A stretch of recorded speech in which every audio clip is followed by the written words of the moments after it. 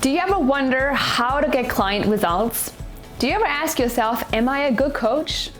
Do you want to know the top 5 coaching techniques I have used to get amazing client results in my business? Then stay tuned. Today I want to share with you our best coaching techniques that I use and my entire coaching team uses to get our clients the results they deserve. As always, before we get started, make sure you subscribe to our channel and hit the bell so you get notified when new episodes become available every Wednesday.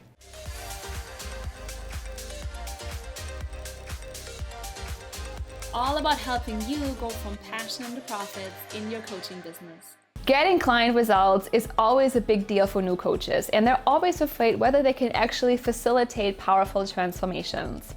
We've worked with certified coaches and coaches who were not certified, and those fears are always the same. And over the last couple of years, we've learned some very specific coaching techniques that have helped us get amazing client results while maintaining some very professional relationships with our clients. You know, your coaching relationships are not black and white. To me, there's always a balance between building a very intimate, strong relationship with a client while maintaining respect and professionalism.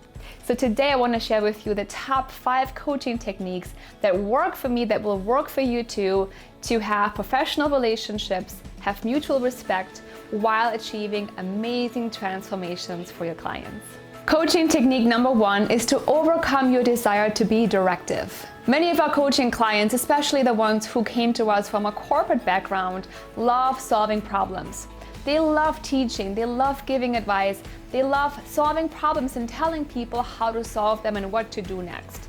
Right? As coaches, we like results. We want to give people our opinions. We want to tell them what we think they should do. However, coaching does not mean telling. As a coach, your role is to help your clients come up with the solutions on their own. So overcome your desire to be directive and instead ask your clients some very intimate and interesting questions that will actually help them come up with the solutions and the ideas on their own. When you let go of being directive, you have to be comfortable with a certain level of ambiguity. When your clients come up with the solutions and the ideas on their own with your help, by you asking them questions that trigger them, right? It may take them longer to actually come up with the best solution for them. They may contemplate ideas, they may feel into the options. So it may take them longer, but ultimately, when your clients really own the solutions, when they're really invested in that process, their results will be so much better. Coaching technique number 2 is to always drive towards lessons learned. As a coach, you naturally work on problems and challenges with your clients, right? They come to you because they're struggling in certain areas of their lives, their careers, maybe in business, in their relationships with their children, what have you. So facing challenges is part of what we do as coaches, and we face those challenges with our clients. Now, one really important thing for us coaches to do is help our clients become positive thinkers and solution seekers. So what I mean by that is when your clients face a problem, a lot of times they fall into 2 traps. They either blame other people and circumstances for those traps and for those problems, and they go into victimhood, right? Victim mode. They say, well, it's not my fault. This system crashed on me. This person said this, or this individual, did this to me. And they're looking at the outside world and people and things to blame for the situation. And in that state, they cannot change, they cannot transform, and they cannot move forward. The other thing that happens a lot of times is that people blame themselves. So the second trap is people blaming themselves. They beat themselves up, they beat themselves down, and they say, I am just not good enough. I just can't change. I have bad habits. I'm a bad person. I failed in the past, and so I will fail in the future. So what we need to do is help our clients come out of this state, move into a much more empowered state, and help them find solutions and find lessons in any challenge they're facing. By helping our clients take control of the situation and understand that their actions can always lead to a better outcome. We can always learn from problems, right? We can always find something we can do better next time. And if we know that we can use that to better ourselves, that's how we make progress. You as a coach should tell your clients that it's their responsibility to own their problems. And as a matter of fact, problems are opportunities, right? Nobody who ever succeeded got there without failing. Success is a process of failure after failure after failure, and the successful are the ones who are able to learn from those failures and therefore become better and better and better over time. Coaching technique number 3 is to zoom out. Think of these situations where your clients come to you in a very stressful time, right? They're very frustrated, they're scared, they're afraid. Maybe something happened today that got them angry, that got them sad, that got them upset, and they're coming to you looking for a solution and looking for help. Now, when a client is in a situation like that, a lot of times their mind is racing with fears, right? Their mind is facing with ideas that are not serving them right now. They have fears and thoughts and doubts coming up for them, and they're thinking about all those things that might be happening, and they're over exaggerating the situation a lot of times. You know, when something happens and we react to it, and many times we actually overreact to the situation because we're not quite sure how to handle it. So your job as a coach is to help your clients zoom out and actually take a bird's eye view and evaluate the situation much more objectively, so that we can make a decision without any bias. So to give you an example, a couple of years ago, I worked with a client that was looking at leaving her job. She was trying to make a decision about whether to leave her job now and move into her coaching business full time, or stay in her job and build her coaching business on the side.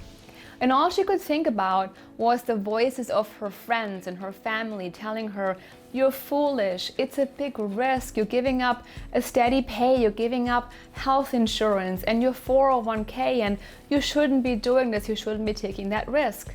She was also thinking, "I will never get a job like that ever again. I am going to hurt myself, I'm going to hurt my family."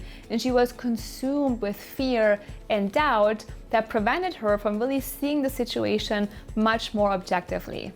So what we did is we sat down and I said, "Sarah, let's take a look at this situation and let's evaluate the pros and the cons. Imagine you're looking at yourself and imagine you're coaching yourself right now. What would you say to yourself? What are all the pros of leaving your job now? What are all the possible cons? And are those really valid negatives? Are they really true? Is it really true that you will never find a job like this ever again? Maybe not. Maybe you could find a better job with better pay, with better, co-workers. That could be true too, right? What if you launched your business now and you actually were majorly successful in the next 2 or 3 months? That's possible too. And what if you could prove your friends and your family wrong and show them, "Hey, I've got what it takes and I'm going to make this happen no matter what."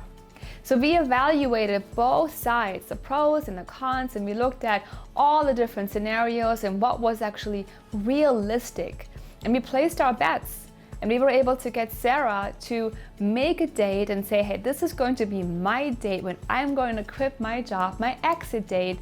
And she stuck to it. She left her job and she moved on. But without the zooming up, without the 360 view, it's very difficult for your clients to actually make a decision without bias and without fear because they're so consumed with all of these thoughts. So help your clients zoom out, calm down, become a lot more objective, and make the right decision. Coaching technique number 4 is to let your clients write down and share the gold nuggets after each lesson. When you encourage your clients to write down those golden nuggets over time, you'll have a whole library of accomplishments. And what's really nice is when your clients go to this library, they can see their progress in front of them.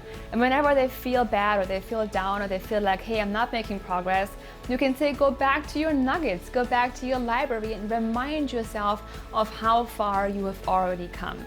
This will train your clients and you to seeing the positives, to seeing the outcomes and celebrating every little step of the way, right? Not to fool yourself, but to train your mind to focus on what's going well and attract more of what's going well into your life, your business, and your coaching relationship.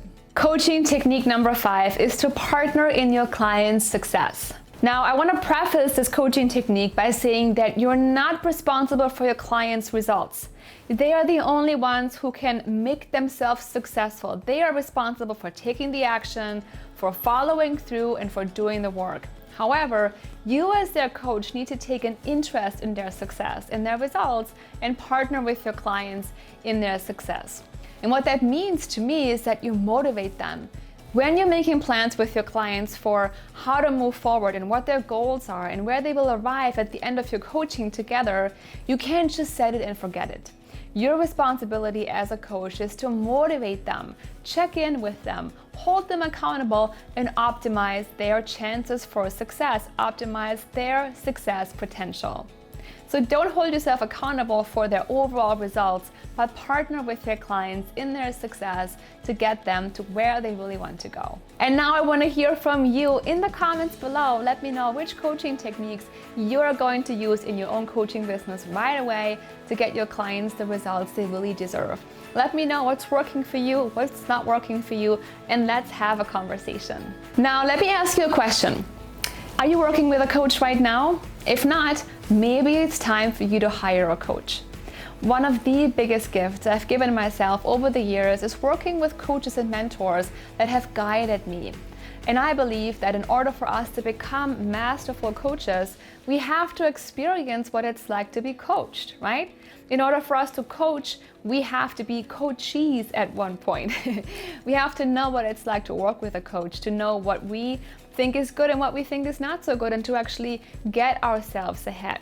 So if you're looking to build an amazing online coaching business and you want to work with a coaching team that will be there for you, that really cares for you, that will give you the behind the scenes information, that has proven results and a proven track record of success, maybe we should work together. Today I want to invite you to book in a conversation with me and my coaching team where we'll dive into your situation. Maybe you're working in a job right now. Maybe you're already in your business, but you're struggling with marketing, with getting clients, with finding your niche, with building out your program, whatever that might be, we have the answers for you. We literally have a bulletproof system that worked for hundreds of coaches before you, and it's going to work for you as well.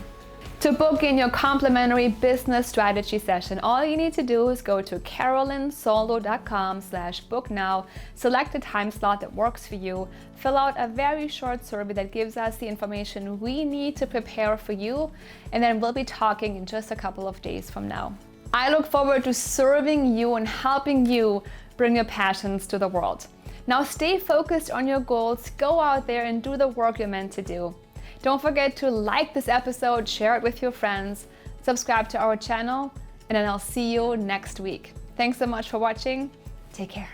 Do you want to build a successful online coaching business, but you're not sure how to get started and you're scared of wasting time and money on the wrong steps? Let me be your coach and show you the right steps to quickly launch your business, attract the perfect clients, and multiply your income. To learn more, go to coachingbusinesstraining.com.